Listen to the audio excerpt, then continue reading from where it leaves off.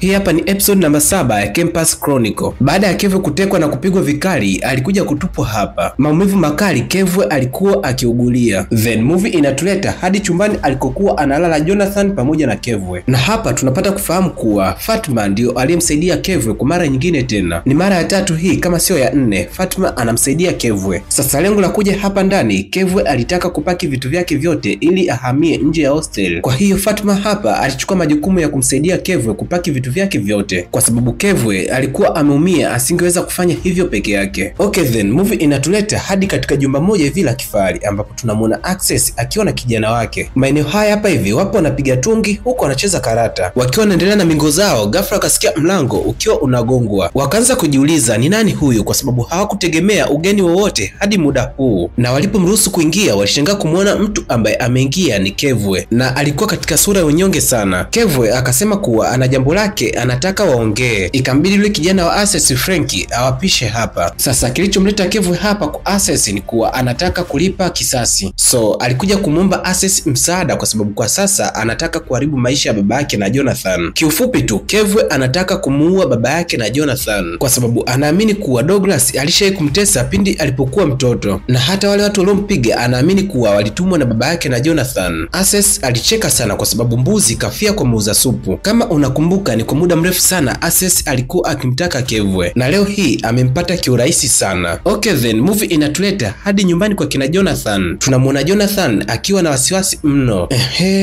Kunani tena? Twende mdogo mdogo tu tutafahamu. Baada ya muda kidogo, baba yake na Jonathan akawa amekuja. Kitu cha kwanza kuongea baada ya Jonathan kumuona baba yake, alimwambia kuwa tafadhali baba, usimwadhibu Kevwe, nakuomba sana usije ukamfanya chochote kile. Najua watu wako wanaweza kumfanya Kevwe kitu kibaya, lakini Kevwe ni mtu mzuri kweli. Baba akajibu kuwa mtu aliyekupiga unamwita ni mtu mzuri? Kisha baba akamaliza kwa kusema kuwa sikia, sasa nimesha kukatia tiketi ya ndege na sasa unatakiwa uende London ukakae na mama yako pamoja na dada kwa kipindi chote hichi ambacho utakuwa katika likizo yako. Baba ameshasema na kisha akasepa zake. Movie inatuleta hadi upande wa pili. Tunamwona Access akiwa na Kevwe wameingia katika moja ya jumba kubwa hapa mjini. Muda kidogo akaja jamaa amevaa mawani na kisha akaanza kwa search, na hii inaashiria kuwa hapa walipo sio sehemu ya kawaida kabisa. Baada ya kumaliza kwa search, jamaa alirudi kupanda kwenye ngazi, na baada ya muda akaja mdozi mmoja mkubwa ambaye ni moja ya kiongozi hapa mjini. Alipokuja hapa tu alimsalimia Kevwe kwa jina lake, kwa maana ya kuwa ni mtu ambaye anamfahamu kwa muda sasa. Mzee anasema kuwa anamjua Kevwe tokea utotoni mwake, na siku ambayo aliingia chuo alimwambia Access aanze kumfuatilia Kevwe. Na hapa tunagundua kuwa Access kwa kipindi chote hicho alikuwa anapokea oda kutoka kwa huyu mzee. Basi wakakaribishwa wakae pale. Kevwe wakati huo bado anatoa macho tu. Pale mezani zikaletwa pombe kali, kila glasi ikawa imewekewa pombe kali pale. Kevwe akamwambia mzee kuwa yeye hanywagi pombe, ila jibu alilompa mzee, kama unataka kuwa mwanaume kweli ni lazima unywe pombe, otherwise unataka kubaki kuwa mvulana. Kevwe naye akachukua glasi yake ili kuanza kupiga tungi. Mzee akamwambia kuwa anamjua yeye na mama yake tokea utotoni na ni kwa zaidi ya miaka 20 sasa, na akasema pia Douglas amekuwa akimtesa sana mama yake na Kevwe. Huyu mzee alikuwa anamjaza sana sumu Kevwe, na akaendelea kuongea akisema kuwa mama yako ni mtu mzuri sana Kevwe, lakini amesalitiwa na Douglas, na kwa sasa nataka nikuahidi kuwa nitakupa maisha ambayo hujawahi kuyapata kutoka kwa baba yako mzazi. Nitakupa maisha zaidi ya Jonathan anayoishi. Nitakupa nyumba, nitakupa gari, yani chochote kile ambacho wewe utataka mimi nitakupatia. Ni muda sasa wa kuishi maisha ya ndoto yako. Mzee akasema kuwa malipo ambayo nitayategemea kutoka kwako ni mepesi sana, nataka umuue baba yako Douglas. Okay, upande wa pili huku tunamwona Jonathan ana mawazo kinoma, yani ameshajaribu mara nyingi sana kumpigia Kevwe lakini hampati, na kwa tetesi alizozisikia ni kuwa Kevwe amehama hosteli za chuo, anaishi mtaani sasa, na mbaya zaidi alisikia kuwa siku 2 zilizopita Kevwe aliokotwa akiwa amepigwa na watu wasiojulikana. Sasa hili swala lilikuwa likimpa sana Jonathan wasiwasi. Ilifika wakati aliamini kuwa labda Kevwe amemblock Jonathan simu yake, lakini hata Jonathan alipojaribu simu ya mtu mwingine kumpigia Kevwe majibu yalikuwa ni yale yale, na kwa sasa aliamini kabisa kuwa Kevwe amebadilisha namba yake ya simu. Na mida hii hapa hivi Jonathan alikuja kuchukuliwa na dereva ili kuelekea airport kwenda kuanza safari yake kuelekea London, na baada ya mwezi mmoja kupita likizo imeisha sasa. Movie inatuleta hadi alipo Amira. Tunamwona akiwa na begi lake anasubiri usafiri, akiwa yuko zake bize na simu. Kuna gari ilikuja ikapaki mbele yake. Unadhani atakuwa ni nani amekuja kupaki gari yake mbele ya mtoto mzuri?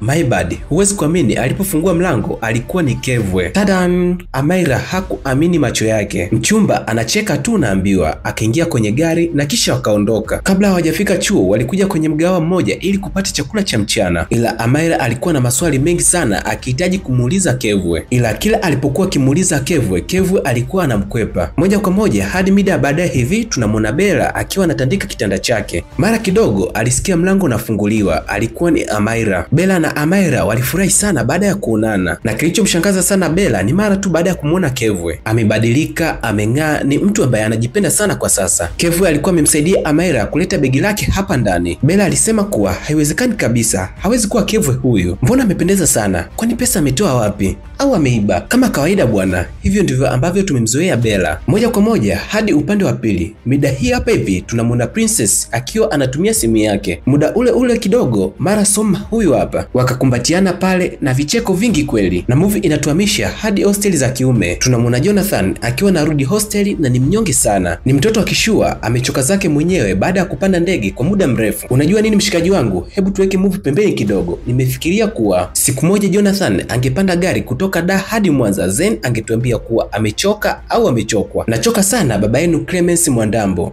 Hakikisha tayari umesubscribe, umeturn on notification bell, lakini pia usisahau kulike video hii. Okay, na hapa hivi unavyopaona ndio ghetto kwa Kevwe. Ndio mazingira ambayo Kevwe anapoa kwa sasa. Sasa leo alikuwa amemleta mchumba Amaira hapa ndani. Amaira alikuwa anashangaa tu, haamini kuwa kama Kevwe ameweza kufanya yote haya tena ndani ya muda mfupi sana. Imagine ndani ya mwezi mmoja. Amaira alipomuuliza Kevwe lile swali lake kuwa amewezaje kufanya yote hayo tena ndani ya muda mfupi, Kevwe alijibu kuwa mama yake alikuja kumtembelea na ndio akampatia kila kitu alichonacho kwa sasa. At least Amaira akatabasamu na kucheka pale. Wakiwa hapa ndani, Kevwe alitaka kuvunja chungu, jicho fulani hivi la kutaka kumkata mate Amaira, lakini kwa bahati mbaya simu ya Kevwe ikaita na aliyekuwa akipiga simu ni Access. Na kuipokea simu tu, Kevwe alitaka kwenda kuongea kwa siri Amaira asisikie. Sasa hili tukio likaanza kumpa wasiwasi Amaira. Mbona kama kuna vitu ambavyo havipo sawa? Na alipomaliza kuongea na simu, Kevwe alikuja kumwambia Amaira kuwa inabidi aondoke sasa kwa sababu kuna sehemu anatakiwa ahudhurie. Kiunyonge sana Amaira akawa amekubali kuondoka hapa ndani. Na tunapata kufahamu kuwa baada ya Kevwe kuondoka pale, alikuja na Access hadi kwa huyu mzee. Na hapa kwenye maongezi yao tunapata kufahamu kuwa Kevwe alikuwa yuko kwenye mafunzo ya kufundishwa kulenga shabaha, yani kwa kutumia bunduki kwa siku ambayo atamuua baba yake. Okay then, moja kwa moja hadi katika siku iliyofuata tupo mjini chuo. Maeneo haya hapa hivi tunamwona Waiza yuko pamoja na Jonathan. Jonathan alikuwa akimwambia Waiza kuwa Kevwe amehama mazima kule chumbani kwake na hajui sababu kwa nini Kevwe anafanya yote hayo. Kwa kuwa Jonathan yuko peke yake, Waiza akamwomba ahamie kwenye kile kitanda alichokuwa analala Kevwe, kwa sababu kwa sasa anapata shida sana. Chumba anacholala kiko karibu na choo. Ilivyokuwa neema kwake, Jonathan akakubali kuishi naye. Mida hii pia kuna gari kali ikawa imeingia hapa chuo, na walishangaa sana kumuona mtu ambaye ameshuka kwenye hii gari ni Kevwe na ametupia vitu kutoka bongo mitupio. Kevwe alikuwa akitembea kwa madaha sana, yani sio poa hata kidogo. Okay then, mida baadaye tunamwona Jonathan, Waiza,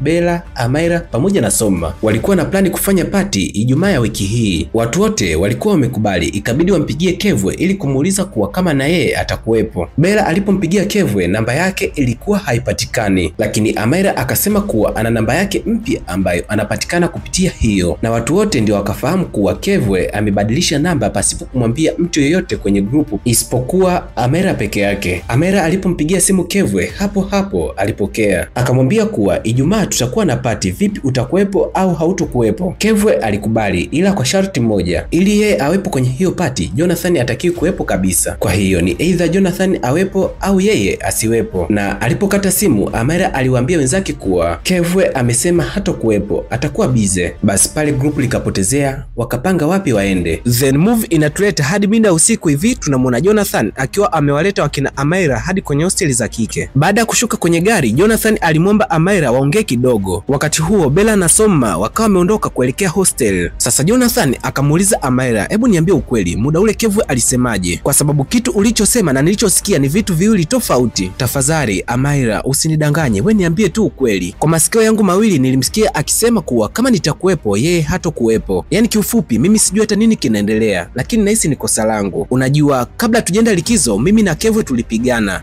Hey, Amaira ndio anajua leo. Amaira akaanza kumuuliza Jonathan pale kuwa kwani umepigana naye, na wote tunajua kuwa Kevwe anaishi maisha magumu sana, kwani unaendelea kumuongezea mizigo. Jonathan ikabidi aje juu akamwambia Amaira kuwa Kevwe ndio mwenye makosa, hebu angalia amebadilisha namba yake ya simu pasipo kutuambia, kila mtu kwenye grupu hakuna anayeongea naye, ni wewe tu peke yako na ni kwa sababu unampenda. Jonathan baada ya kuona Amaira anamtetea sana Kevwe ikabidi amwage ili aondoke. Kwa majonzi sana akaingia kwenye gari yake na kisha akasepa. Okay, moja kwa moja hadi katika asubuhi ya siku iliyofuata. Soma akiwa anatokea administration akakutana na huyu mshikaji. Mshikaji akamwambia kuwa kuna kitu anataka akamuonyeshe, hivyo waongozane. Moja kwa moja wakaja hadi kwenye moja ya studio ya mshikaji wake. Soma hata hakutegemea kuwa analetwa hapa, lakini Soma akasema kuwa atawezaje na wala hata hakujiandaa. Lakini huyu mshikaji akaanza kumtia moyo Soma, akimshawishi Soma lazima aimbe. Wakati huo upande wa pili huku tunamwona Waiza yuko na Bella, wako anapiga story, wanataniana kinoma yani. Mara kidogo akaja mshikaji fulani hivi akawaambia kwamba jamani, nyinyi si washikaji wake na Kevwe, basi naomba mumwambie Kevwe ahudhurie vipindi vya kesho vyote darasani, kwa sababu kesho roll call itachukuliwa na ambaye hatohudhuria atahesabiwa hayupo chuo kwa semester nzima. Basi Waiza na Bella wakakubali kuwa watamwambia Kevwe. Baada ya jamaa kuondoka ndio akajiuliza pale, hivi ni kwa nini Kevwe hahudhurii vipindi darasani? Waiza akatoa idea kuwa waende nyumbani kwa Kevwe ili kujua ni kwa nini, na kwa sababu hawapajui nyumbani kwa Kevwe ikabidi wamuulize Amaira. Upande wa pili huku tunamwona Kevwe yupo anacheza karata na wakina Access. Wanacheza karata huku wanakunywa pombe na wanapiga kitu cha chuga pia. Mara kidogo wakasikia mlango unagongwa, kwa maana hawakutegemea mgeni yeyote hadi sasa. Kevwe alipokuja kufungua mlango alishangaa kumwona Bella na Waiza, lakini harufu ambayo ilitoka kule ndani ilikuwa ni nzito sana. Wakashangaa kugundua kuwa Kevwe huwa anavuta bangi, na walipotaka kuingia ndani Kevwe aliwakingia kifua, hakuna kuingia ndani. Basi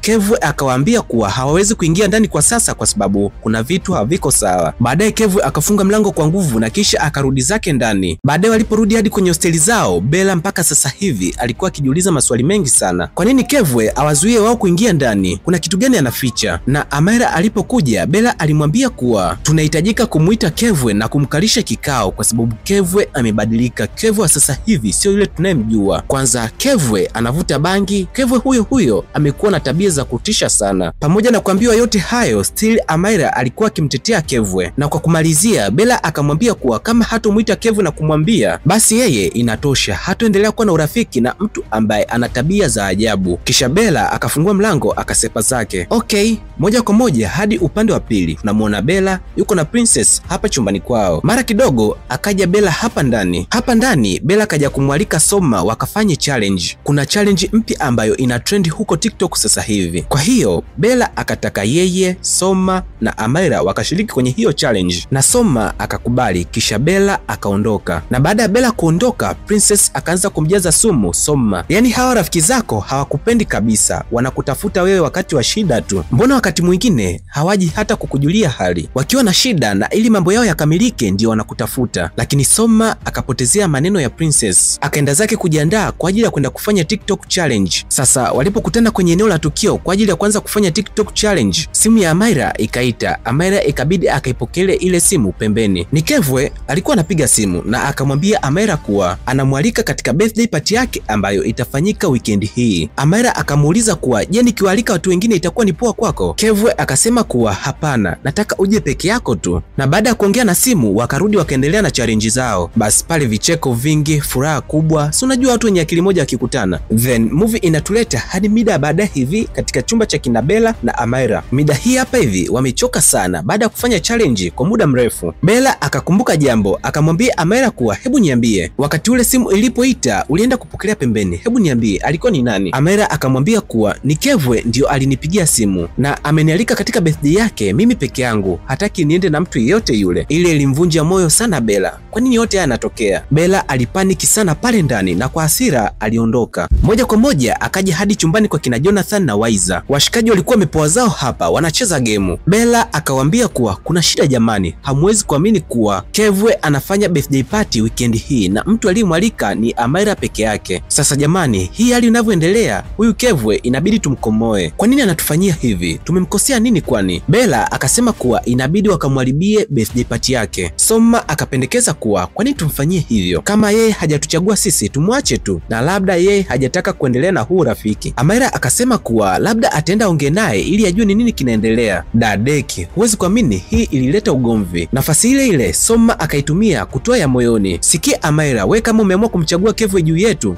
fanya tu vyovyote unavyotaka. Kila mtu anajua kuwa umekuwa ukiwachanganya Jonathan na Kevwe ili kupata attention yao. Sasa yale maneno yalikuwa ni makali sana, yakamuumiza sana Amaira. Amaira akaondoka hapa ndani kwa hasira sana. Soma alitegemea kuwa angepata sapoti kutokana na kitu alichokisema, lakini haikuwa hivyo. Watu wote walimkebei na kumuona yeye amekosea. Watu wote wakaondoka, hakuna mtu ambaye alikuwa upande wa Soma. Soma akajua tu hapa kuwa ameshakosea. Baadaye aliporudi hosteli kwake, Soma alikuwa akijilaumu sana. Anajiona mkosefu, amemkosea sana Amaira, lakini Princess aliendelea kukandia kuwa mbona uko sawa, hujakosea chochote. Ngoja sasa dawa iwaingie. Wala hata hujakosea chochote, umewaambia ukweli. Moja kwa moja hadi katika siku iliyofuata. Leo tunamwona Bella yuko anatembea vimbwetani. Waiza akaja kumchokoza kama utani, lakini Bella alionekana hayupo kwenye mudi kabisa. Kuna kitu kinamtatiza. Na sio hivyo tu, wakati mwingine Bella alikuwa anajitenga peke yake huku analia. Waiza alipokuja kumuuliza, Bella alisema kuwa ni jinsi ambavyo mambo yapo kwa sasa. Katika grupu zima watu wote wametengana, hakuna amani. Ile ilikuwa ikimuumiza sana Bella, na yote hii imesababishwa na Kevwe. Basi Waiza akajichukulia pointi zake 3 pale kwa kumbembeleza Bella. Moja kwa moja hadi katika siku iliyofuata tunamuona Kevwe maeneo haya hapa hivi, yupo kama kuna mtu anamsubiri hivi.